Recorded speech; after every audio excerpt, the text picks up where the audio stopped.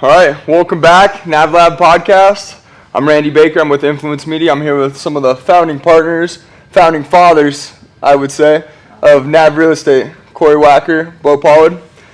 Okay, before this we were talking about leads, right? The way, I guess, people gain leads, follow up, warm leads versus cold leads. There's all different variants of leads. How do you guys go about building your business, getting leads, and converting them? Well, that's kind of what we're going to focus on today.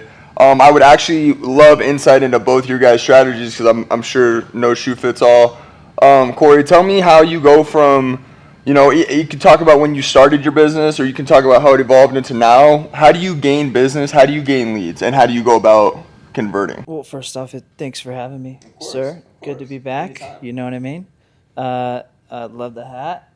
A little Philly fan. I see you there. It's a Pirates hat. Pirates. It's a Pirates hat. Tell you what, you definitely confused most everybody.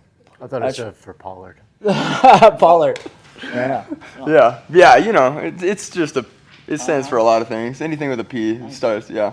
But no, I think here at NAV, I think what we want to do is we want to be in a position to where we could attract some of the top agents. And I feel real estate is one of those things that it's an easy entry, right? They make it very easy to enter, but to excel at it, a lot of the times I feel, having a mentor, there's different avenues. You get mixed ideas of how to grow your business all over the place. It could be based off of your mentor's experience, how they did it, how they heard you should do it. And it's all over the place. And so I agree in terms of there's more than one way you can actively grow your business and be successful at it. And one of the ways that what we want to do is we want to attract top producers in all different avenues, right? Not just one. And one of those plays is with online leads. I think with your partnership and ability to partner with certain online sources, you can really maximize your ability to grow your network, especially if you're starting off. Colorado is one of those states where a lot of people move here from other states, right? And so when you move here and you become a realtor, your network is a little bit smaller. And I think leveraging the play of online leads has the benefits for those type of people. And it's a way where you can you could use those partnerships. You can create a network of people, and then long term, those people then become your referral business. I agree. I feel like I've heard a lot of your guys' agents, when they do move here, they talk about kind of being dropped in, and you literally don't know anyone. You have no referral business. You have no friends, family to just kind of feed business into you. And online leads is kind of where you turn to kind of start building that in a new environment for sure. Being more specific, I guess, how have you guys, or I guess, Bo, how have you utilized online leads in the beginning of your career? How has that evolved into now? How important were online leads for you? I think my business is kind of the perfect use case because I wasn't from Colorado. I'm not from Colorado, right? And when I first started doing real estate in 2017, I didn't know anyone, and everyone that I knew did real estate. So I wasn't necessarily going to be getting business from my friends, didn't have any family here. And, I started claiming online leads. You say claim, right? But that means you just accepted, wherever this lead came from, you got the person's contact information and you can reach out to them, right? And it was a lot of work then compared to online leads today, with technology. In my opinion, leads are way easier to get in touch with, way easier to build relationships with.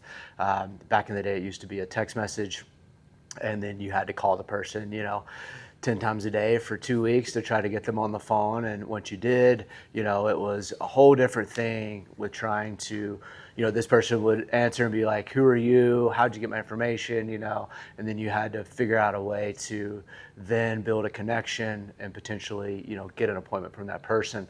Nowadays, online leads, it's you get the lead, they want to see a property, you go meet them and you're able to do the thing. So in my opinion, leads are way easier. But my whole business was built on online leads. I've done 200 some deals. Over 100 of those deals were online leads from one source or another. And, if we look at maybe my first 5 years in real estate, first 3 years, probably 80-90% online leads. Once I built a database of past clients and started doing the right things, I was able to, year 4, year 5, year 4, probably 50% referrals, 50% online leads. And by year 5, I barely claimed any leads at all. So if you do the right things, online leads for someone like me, for example, that doesn't have a big sphere, a big network, it can really launch your real estate business. I was able to do a ton of business, make a ton of money really quickly in real estate because of the online leads that I got, but also, grinding my ass off too. That was a big part of it. Right. But yeah, so I'm a firm believer that online leads can be a game changer for your business, but it's not sustainable, right? Like you don't want to just be on that hamster wheel of always claiming online leads. Like you need to have, we talk about all 3 lanes. Sorry, I'm going a little long-winded here. We just talked about this with Luis. Yeah, continue. Yeah, Yep. so you have the fast lane, you have the middle lane, and you have the slow lane. But I like to think about it in sales funnels, right? So each sales funnel, you're putting people into that funnel, right? So the fast lane is online leads. But sometimes as those leads go down the funnel, you realize, hey, this person isn't going to convert fast. So now you're putting them in the middle lane, you're putting them in the slow lane, and you're working in each lane, right? And then your marketing's in the slow lane, your social media, all that stuff, that's really kind of a slow build. And then you have your middle lane, which is your follow-up and things like that. So I think when you're thinking about your business, online leads can be a huge part of it, but you have to work in all 3 lanes, and that's how you build a sustainable business in real estate. No, I mean, you basically nailed everything we're going to talk about. Perfect intro to it all. No, I think you're a perfect example, having to be dropped in a place, start from scratch using online leads, and ultimately building your referral business to what it is now. Literally, I feel like I've learned so much in the past just week from you guys outlining it. Right. That kind of goes into like the idea of lukewarm and like cold leads, right? That's kind of like the middle lane, and it's kind of like the slow lane. I guess what are the important, tactics, strategies you guys implement for those people that aren't ready to buy in the 30, 60, 90 period? People that, don't show much interest at all or don't even reply to you. How do you guys stay motivated? And how important is that to not completely forget about or neglect those people when you're doing real estate in a bigger picture of like building your future business? Korey, you can speak on it. I think how Bo explained it made it seem pretty easy. I agree. Right?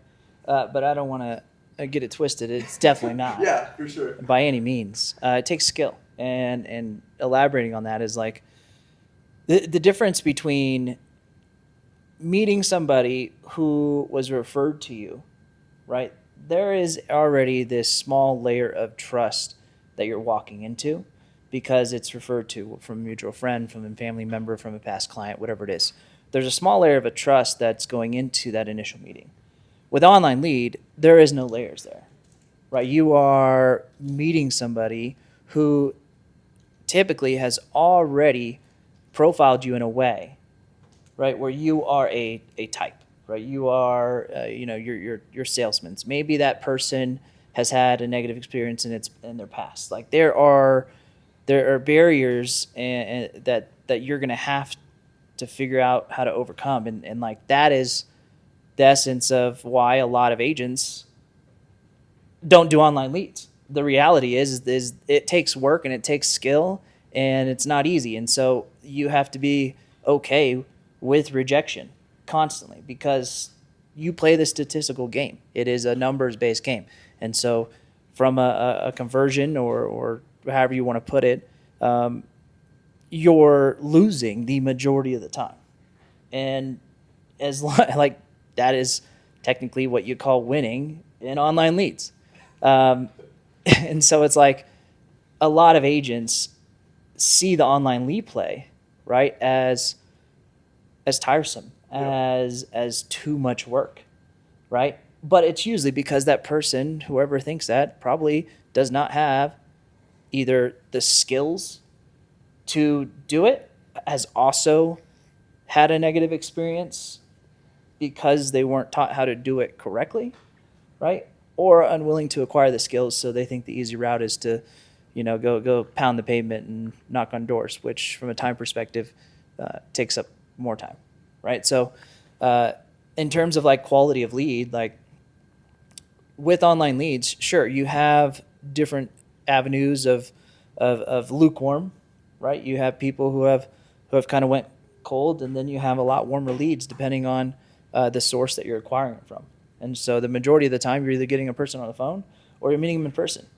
And that first initial meeting is huge. It's huge, the setup. It's huge how you put yourself in a position to meet this person for the first time, and how you display yourself is like a first impression, right? With anything, first impressions are huge. That first impression is going to be the difference between you establishing a relationship, becoming likable, and that person using you, and that person either ghosting you. For sure. That was going to be one of my actual questions, was how critical is that first impression, the first time you get an opportunity to, I mean, even really probably hop on the phone, but like go out and meet them face to face. And I think this is kind of the underlying thing is maybe younger agents go out and they think, hey, I'm trying to sell them today, which is obviously the ultimate goal. But at the end of the day, you still have to build the trust and the rapport because they might be ready to buy in a year.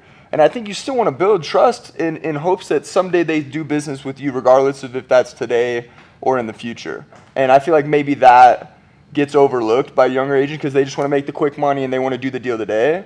And they're not living for like the deal tomorrow kind of thing. And so think about meeting somebody for the first time who you've never met before. Like this person is coming out to this house because they have some interest in potentially buying a house. And so initially that lead is extremely warm, right? And to establish that first impression, I think the most important thing you can do as an agent is have some sort of scripted process, a playbook per se, that you are initially going to be following, right? You know what you need to accomplish, and ultimately, like, people buy from people they like. Can you give insight into what your playbook is? Let's get specific. I want to hear the Korey playbook. Well, so think of if you're converting online leads. Let's just say the average person and the average lead converts at 10%. Okay, let's just use that as a number. Let's say that person. What if I told you that there was a playbook and a system that you can close and convert at 30%? Okay, because 10%, it's a walk in the park. You could show up, you could be likable, you could be uneducated, but you still potentially get the business, right? It might not get you any more referral business, but you converted a deal, okay? Well, the playbook and the process, such as having an intro, establishing the base of, what this is. Because when you're showing up to this random person to see a house, they don't know who you are to them. Right? You need to establish to them who you are, like what you are there for, your intent, right? You need to humanize the process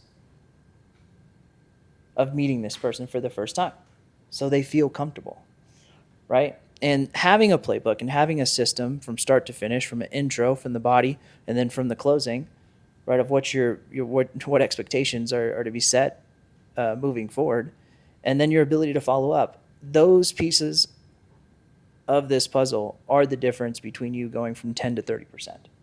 And that's what that is what it needs to be created. And you have to have it in order to be successful, right? For sure. That's outside of just, your raw skill. Obviously, you also need to be likable. And listen, the majority of people out there might not just be likable. That's fair. So I'd love to talk on this too. Yeah. I mean, so two things really. When it comes to online leads, I like to set a goal with the lead, right? And that goal is to get to a second face-to-face appointment, right? So every step of the way, I'm always trying to get to the next step, right? And that's just thinking about myself, right? But the most important thing is to think about them, right? You want to turn the mirror towards them.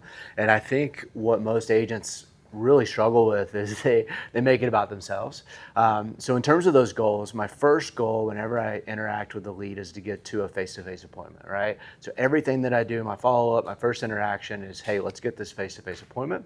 And then when I'm in that appointment, my actual goal, besides, giving them everything that they want, doing certain things, sending them properties, whatever that may be, is to get in front of them a second time. Because if you think about it, with an online lead, you're basically an Uber driver. And how many times, Randy, have you ever seen your Uber driver again?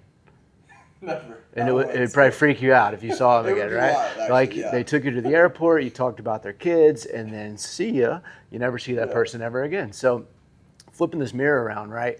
The average person that's online looking at homes does not click that button for 2 years, right? So this home, whatever it is, made them want to go see it, right? So they clicked a button, you got connected with them, right? You're an Uber driver.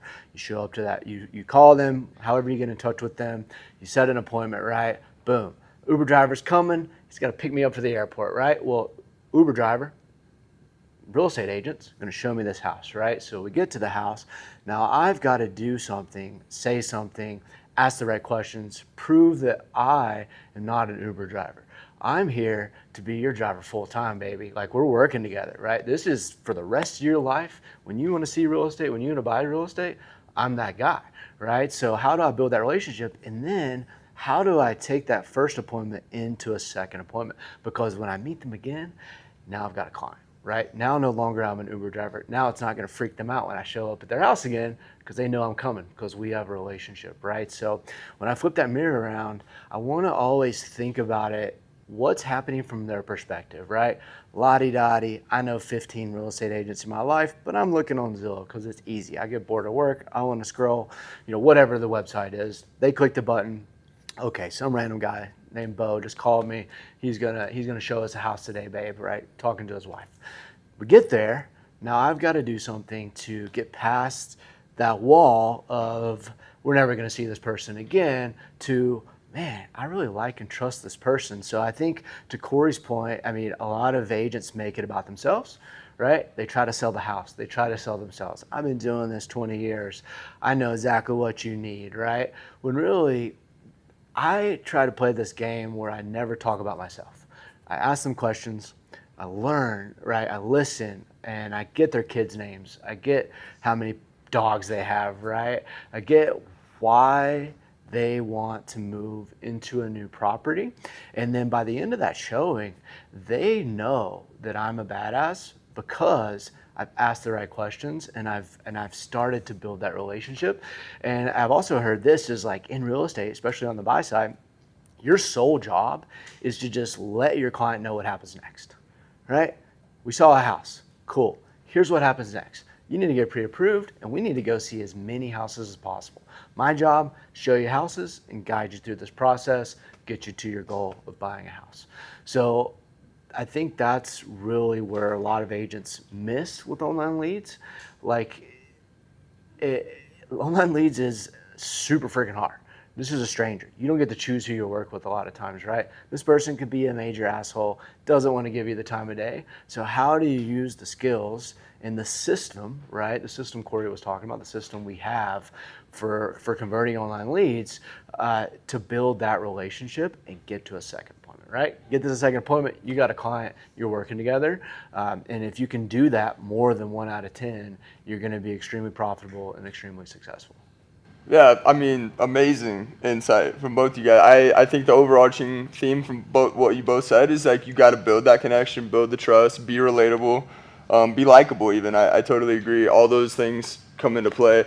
Bo, you started to kind of touch on it. That my next question is going to be why you related it to why people may struggle with online leads, but specifically why do they struggle from because to me, I guess I love building relationships. I love meeting people. I love talking to people. So that stuff, building connection, comes easy for someone like me. Why do some people struggle like if they chose this career, which is very much connection based, why do they struggle, I guess, getting to that point where you can convert a lead into a sale?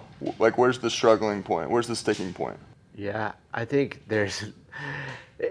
So I like to look at it in a sales funnel or a timeline, right? You heard of Wolf of Wall Street, Jordan Yes, sir. Belfort, right? So Jordan Belfort, for all his crimes, he is a smart guy, and he teaches the straight line sales approach, right? So you have your introduction, you have your closing. There's a straight line in between the two.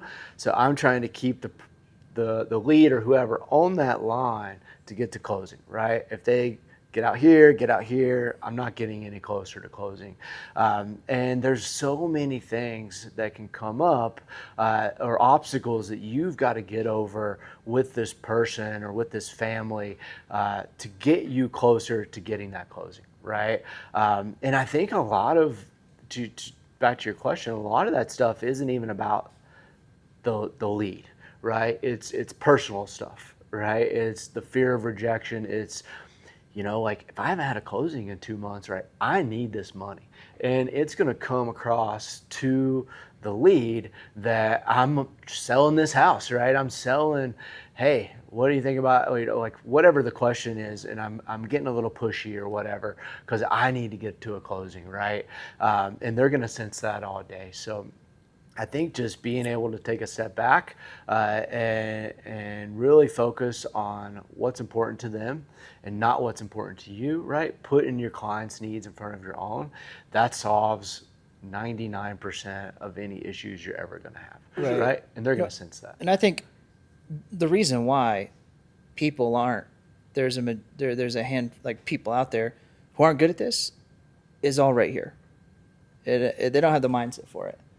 They don't have the self-control. They don't have the discipline that you need, right? And to Bo's point, when he said put your client's needs first, if you approach this appointment with this random person and your only mindset is, how can I genuinely help this person with whatever it is I see that they're going to need help with, right? When you do that, the majority of the time, that will help you win the client.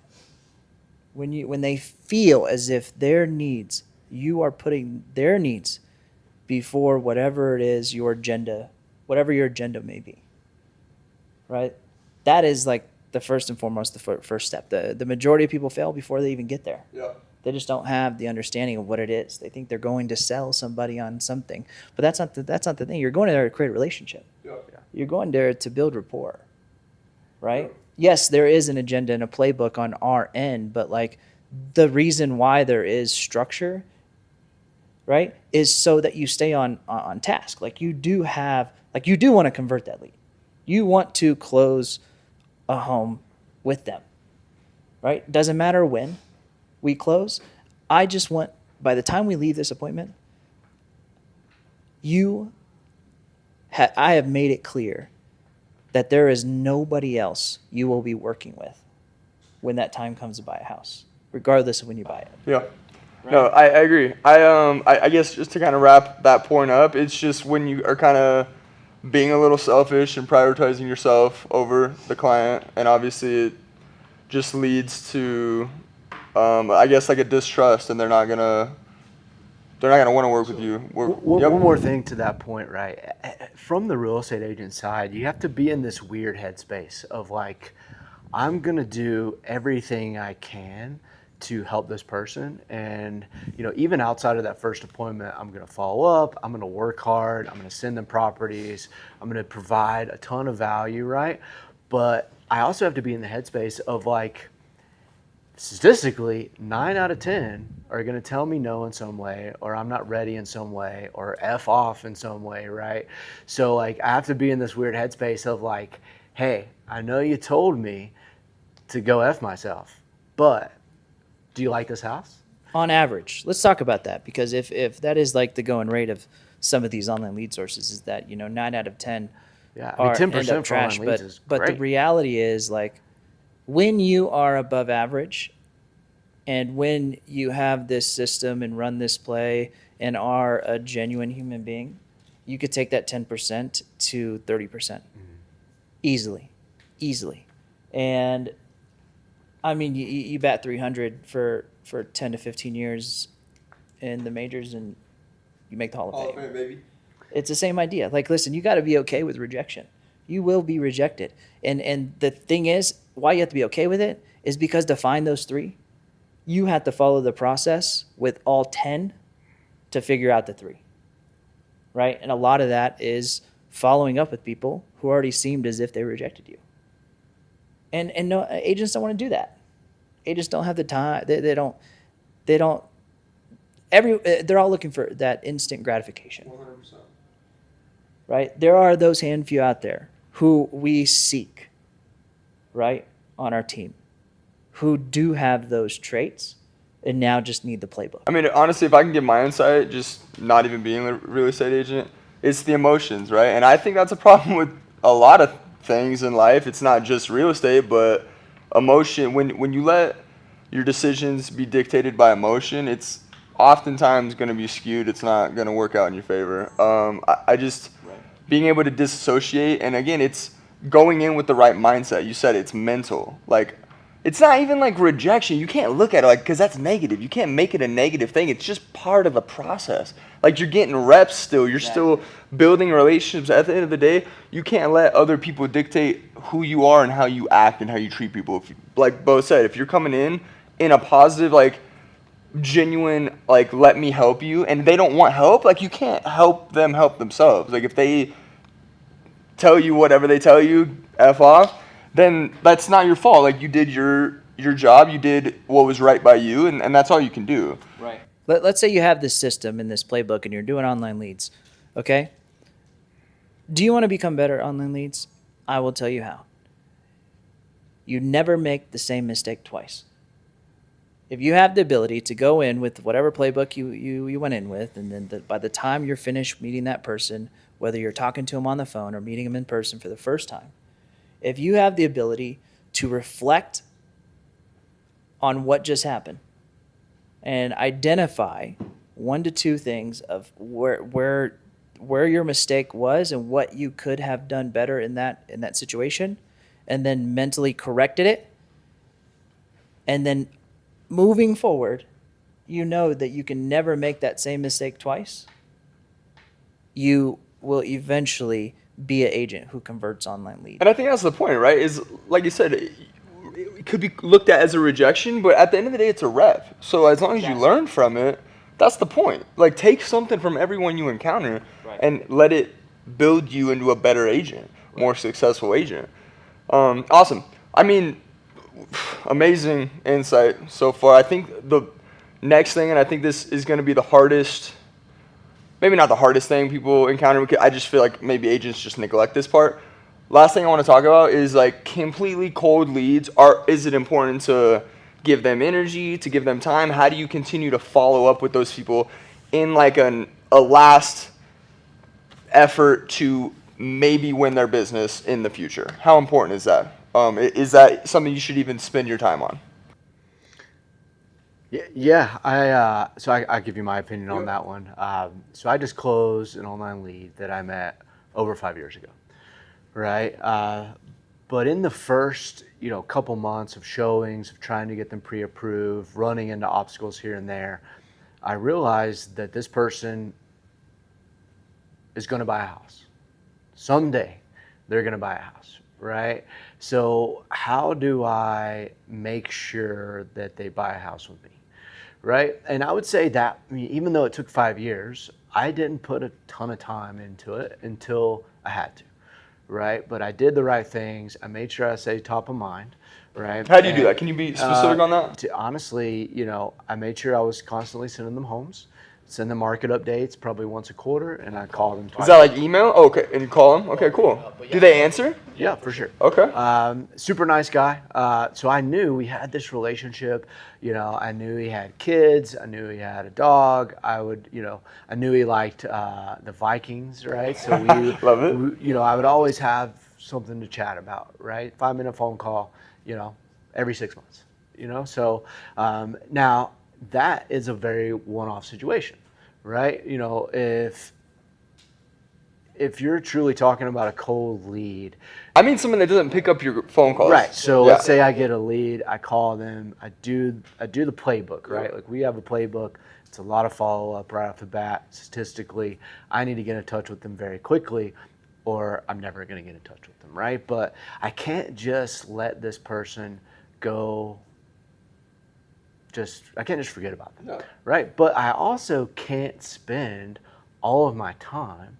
So I think it really gets back to being disciplined in your follow-up, right? So every day from 9 to 11, if I don't have another appointment in there, I do follow-up, right? So I get in my CRM and I'm doing the things my CRM's telling me to do. I'm very organized in there.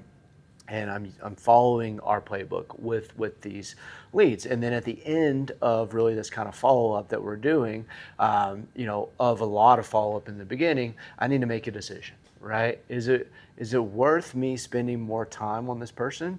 Or do I give someone else the opportunity to maybe spend time on them? Or do I set up automated systems to where they're automatically getting sent properties, sent follow-up, and I'm not spending more time on this person until they re-engage in some way, right? So, we've been working online leads for, over 10 years. We've got systems and processes. I talk about this a lot of our systems and processes come from our experience, come from the companies that are giving us leads from all of their data, right? Which is tens of thousands of leads over the year. I mean, maybe millions of leads, right? It's also, we actually met with other teams, right? We met with teams from around the United States that do really well with leads. And we asked them questions, right? Like, what do you do? How do you follow up, right? Because we want to be the best, right? So if we're going to be the best, we've got to learn from the best, right? So how do we take what they're doing and make it even better? How are we always evolving?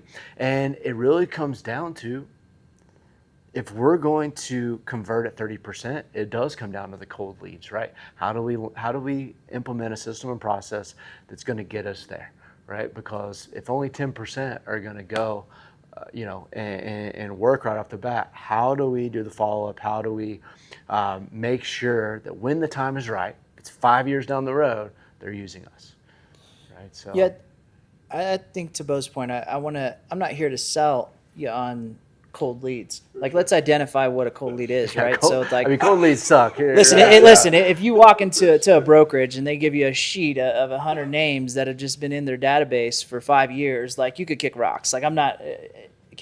That's what they are, right? It's like, you might get somebody into a conversation. There's a difference between you meeting somebody or being a cold lead, and then meeting somebody and that lead going cold after you've already established personal touch.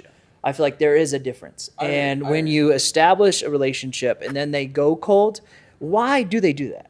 It's typically because, something in their life has caused them to not make this important right now. Will they eventually buy a house? Yeah, probably. But right now, it's on the top of their mind. And they met you one time, and so you have to be okay. They don't owe you anything, right? And so, how many times have you guys have you been followed up with somebody? You're shopping for insurance, and then all of a sudden you got 100 people calling you. You found insurance, and they're still calling you, right? Or let's say you're shopping for something online. You press a button, now everybody's calling you. Well, you just stop talking to them. Why? It's because something in your life has changed where it's not important right now, right? So sometimes when you have a relationship and then a lead goes cold, it's because in their life they're not ready. And so what you need to do with that lead is you need to make sure that they are well aware that this is what you do 24/7. This is your livelihood, your career. And so when they are ready, make sure that you are on the top of their mind. And that's where Bo talks about, like, the follow-up and the ability to stay connected. And regardless, like, with automations, and you can, use algorithms, and there's ways to, on the agent side, where you can, see their activity, right? All that stuff's important, so you know when to connect with that person, right? Again, being genuine and figuring out now's the time. And you need to make them aware that, like, when that time comes, why you're following up with them isn't to sell you something right now. It's to make sure that when you are ready to buy something, I am there with you, right? And then the other thing is, like, with the cold leads, the actual cold leads, it comes down to how bad do you want it is the reality as an agent. Like if you have nothing else to do, I'll bang through 100 calls. No, period. I got no business. I'm going to do whatever it takes. And so you have agents like that, or you have agents who are just going to make excuses, right? And so you're going to decide what type of agent you are or how you let the industry affect your mind to shape you on who you're going to become. And so make a choice, For sure. right? I think that's a very important distinction, actually. I didn't necessarily think about it like that, but there is a very clear difference between, like, you either, like, talk to them on the phone or even met them in person to establish, like, a bare minimum, like, relationship and not ever having seen them or talked to them ever or whatever, right? So, like, I agree, whereas the person that you've talked to once and gathered, like, minimal detail on may be worth investing in more as a cold lead versus maybe, like you said, a name on a sheet. So I guess that definitely makes more sense. Listen, people like to feel comfortable, right? And so give an example of, like, you know, your friend sets up a blind date for you. How do you feel going into that? You have some questions, right? You're prepping for it. You're asking about it. They're hesitant to tell you. You know, they're having fun because they're like, oh yeah, you know, it's like, and so you have your handful of people that are like, oh yeah, that's great. You know, I'm gonna crush it. But those are also your killers, right? And so in this perspective, I crushed it. you're set up on Bo definitely crushed it. You know, he's already a marriage and a kid in. You know, And more to come. yeah. And so to this example, right? Blind date. How do you feel? Well, to this buyer, that is what they are showing up to, in essence. And they don't know what to expect. People like to feel comfortable. And so if you want to make them feel comfortable, tell them what you're doing.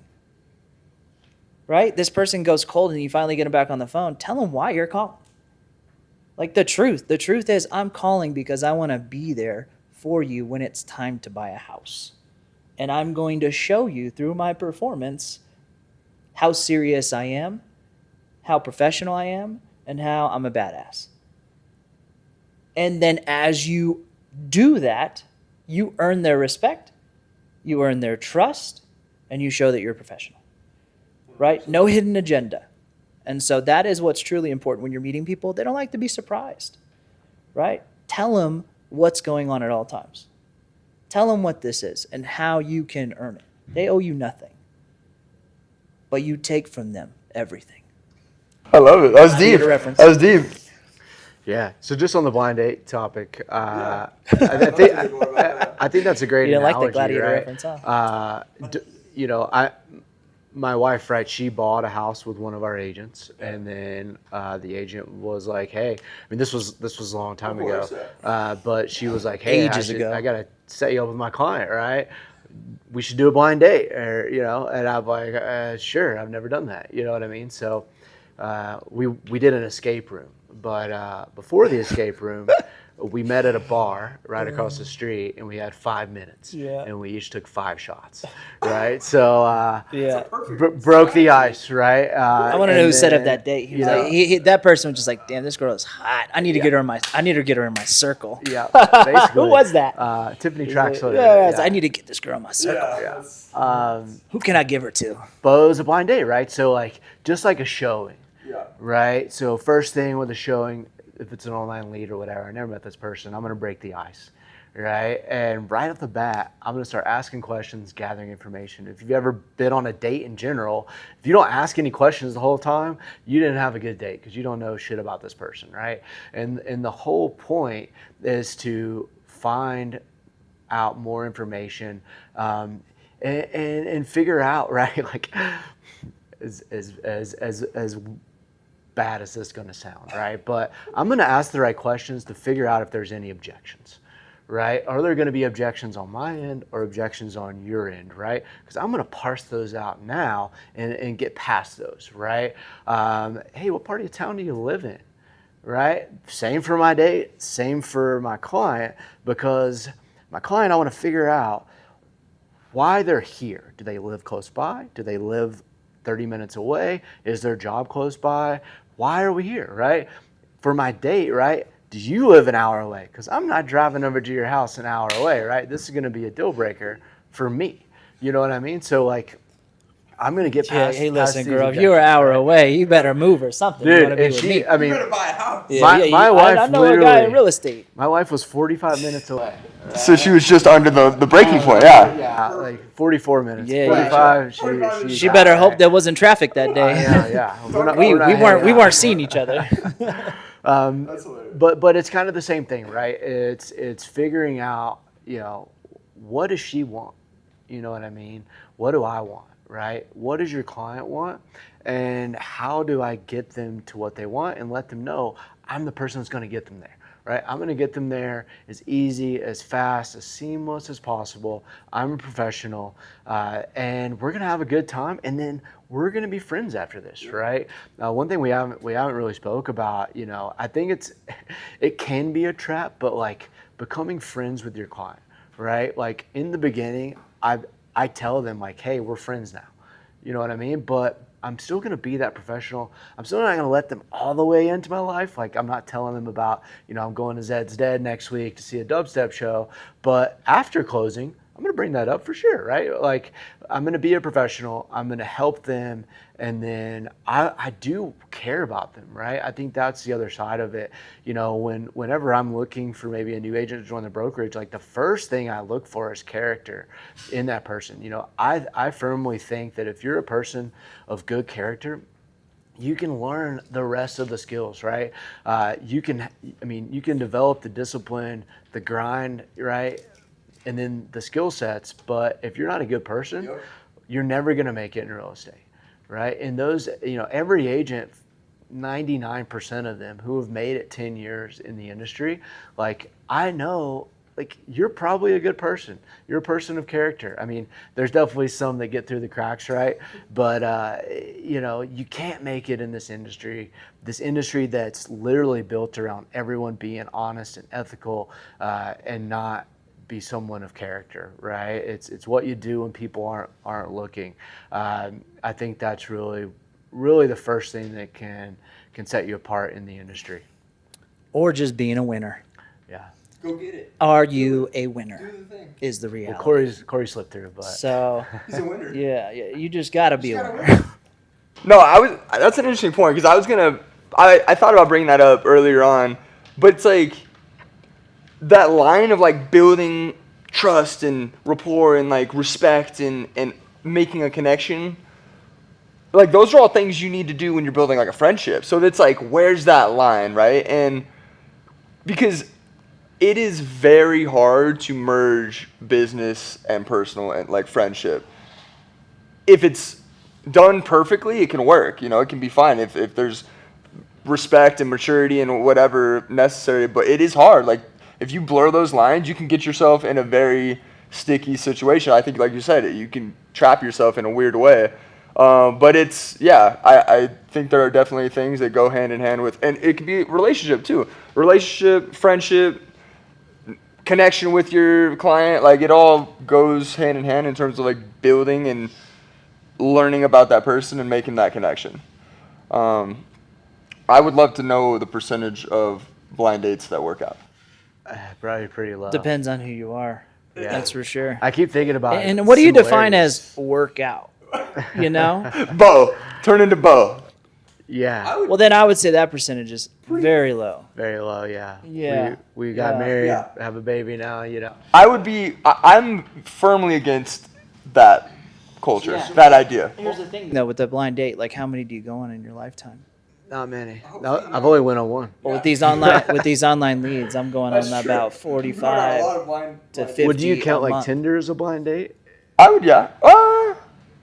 No, because you get to see their profile and like kind of. If I'm correct, you But you never basically you met get them, to they call it vet, but you get to judge this person. I agree. Whereas like if you're like, hey, just come meet my friend, are they like showing you her Instagram profile? Well, I did see your Instagram. I saw like 3 photos, and I was like, I'm in. Right. That's fair. That's all I got though, pretty much. I'd say it's the new age blind date maybe? I would say Tinder is even more of a blind date because you're getting a tailored version of that person. Who they are in real life could be completely different, right? So, I don't know. So like you may be even like starting like in a hole because you're expecting there's more expectation let's take like versus going in actually blind. A real estate agent's profile, right? Like I get to tailor, like I get to write this bio. I get to put my beautiful headshot from 4 years ago. All your best homes that you've sold at the top of your profile. Right. So I mean, Yeah. it's very similar, you know. I keep thinking, oh God, there's so many similarities. But to the point I was making earlier of like becoming your client's friend, I think a lot of new agents fall in the trap of like, they may go get drinks with their client right after the showing, right? And then you become too much of a friend. Right? That's also a trap. Like you have to keep it professional, and then you can do that stuff after closing, right? But let's keep it professional until that happens. I think that's also something you can fall into. I mean, yeah, your blind date, right? What if they've been dating someone else and then they go meet you, right? They're not exclusive with that person. I mean, same. This client may have seen a house with another agent, right? So like, I think that's a big part of it. Is like nowadays, how many real estate agents do you know? How many real estate agent does this lead know, unless they just moved here? I mean, God, I mean, maybe because I'm in the industry, but I mean, even just my friends outside of the industry, they all know a ton of real estate agents. So how do you distinguish yourself? I mean, that is a big part of it with the lead game. For me, I'm very assumptive of when I meet that person, like we're working together, right? I don't give a shit who else you know. Like I'm your guy now. Right? So I'm going to set myself apart. I'm going to provide value, and I'm going to show you, I'm going to work harder than your best friend who's a real estate agent, than your uncle who's a real estate agent. They don't have shit on me, right? I'm the best. Yep. And every question, everything that I say, they're going to know, like, holy crap, like this guy knows everything we want, knows everything about us, right? Like he's so equipped to find what we're looking for now that we can't work with our uncle, right? Like, so that's also my goal, is to outperform, outwork any other person out there, right? I don't care how many real estate agents they know. I don't care if they were a real estate agent in the past. I'm going to blow them away. Yeah, don't give them an option to work with anyone else. Love it. Awesome. Well, I don't have anything else for you guys. Do you guys have any last thoughts? You guys crushed it. This was awesome. I learned a lot. I'm like an agent now, basically. Who would Yeah. win in a fight, 100 Brits or 100 Americans? 100 Brit. Is that the new topic? We already 100 Brits or 100 Americans? Or are these average Are, Americans? are these like are these Americans of like Military to people been through you a can Waffle we could House, recruit yes. 100 Americans? Yes. Any 100? Any 100. Oh yeah, definitely American. Against Brits. Is it a fist fight or you use whatever resources you have? I think a fist fight. Oh, Because okay. the other one was like 100 men versus A gorilla. one bear. A bear. A gorilla. It was a gorilla. My bad. Who would win between a gorilla and a bear? Like a grizzly bear, like a. It'd be a good fight, I think. Yeah. I think someone thought a gorilla would win easily, and then I saw a video. They're like, dude, grizzly bears are the real deal. Like they're way faster and like. Grizzly or a gorilla? Oh, I saw another thing that like every person when they think of like the gorilla, they're thinking of like King Kong, like just like a ridiculous sized gorilla, and they're all not that big. Like it's. Yeah. A grizzly is twice the size of a gorilla. Are you serious? Yeah. Yeah, that's But a gorilla is insane. really strong. It That's has true. fingers, right? But one swipe with a grizzly bear claw. Yeah, that's what I'm. It's game over. Yeah. Yeah. But Brits versus Americans, who you recruiting and who's winning? Yeah. I mean, I think we're definitely gonna win that. We have NFL players and we have the UFC. You're gonna speak. You're gonna say NFL players as our first line of defense. You're not gonna. Yeah, I would go with UFC, but a lot of those people are foreign. So Do you know how much? Well, UFC has weight classes, so the biggest person in UFC has to make 265. For sure. The NFL has 400-pound men that can run. yeah, but that don't mean 4, they can 40. fight. Yeah, it doesn't mean they can fight. Yeah, what? I mean, this But is a strategy, right? We're gonna have 20 giant guys up front, right? No. The strategy is, dude, I'm getting the strategy is I'm not gonna make war. I'm gonna make peace. Well, We're gonna lose. The American way. Okay. On that note, What's gonna happen in America is we're gonna recruit another country to go into the fight for us. Yeah. To We're fight gonna the delegate. Brits. That is the American way. We just outsource it. We're That's not just, actually going to pick 100 of our people. That would be, That would be stupid. Some of them are going to die. Right. Let's use Yeah. somebody else as If people. we lose our 100 best men, then some Right. other country's That's- gonna know we're down Exactly, 100. That's not the exactly. American way. Yeah. It's Yeah. just dumb. Exactly. Yeah. We'll pick somebody. We'll pick 100 others. good point. All right. Like, subscribe. Hopefully the next episode is as entertaining as this one. We'll see you guys in the next one. Peace. Later. Peace. Peace. I was trying to look right out of my news.